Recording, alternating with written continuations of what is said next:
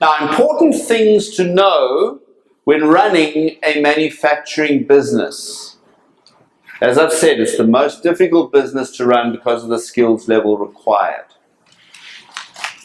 These businesses are generally the most costly due to specialized tools and equipment. You know, yes, you can hand sew the garments, but generally speaking, that's going to take an awful long time, and the quality is not going to be good. Wastages need to be extremely well watched, and the owner needs to ensure that each item produced is of the same quality every single time.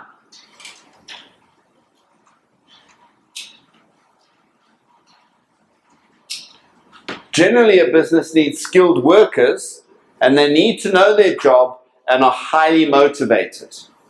If they're not highly motivated, they're going to get sloppy and your quality is going to go down. Now, my brother-in-law, who runs an electronics business, was going away on a trip. He imports a lot of his products from South Africa. His business is run out of just outside Denver in Colorado, United States.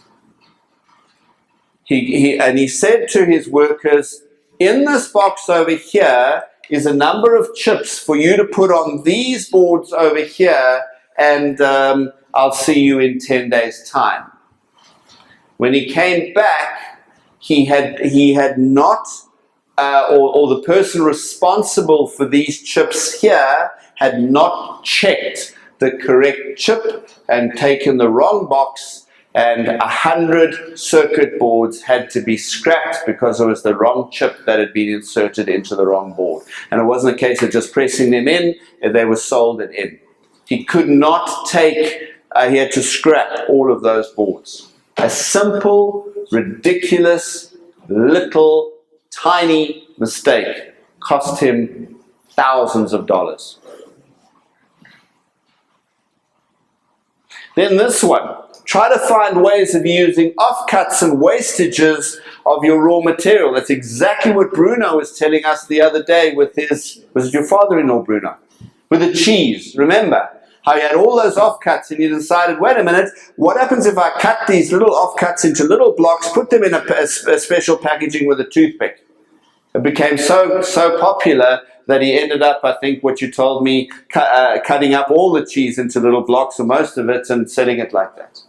So you can find ways of every single time that you throw the tiniest bit of material away is money down the drain. So try some little widget that you can sell to another business or something like that. If you're doing clothing, you know, stitch all the little pieces together to make a patchwork bag or a patchwork quilt or something like that.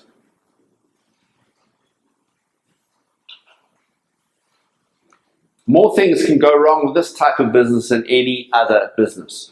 Power cuts, people getting injured on the job, people cutting or doing things where they're not fully concentrating, burning the cake, and you can't undo. There are a lot of opportunities, however, in the manufacturing business. Why? Manufacturing is under-traded in this country. Generally speaking, what South Africa does is they take all their raw materials, ship it overseas, and then we buy back the products at 10 times the cost. It's ridiculous.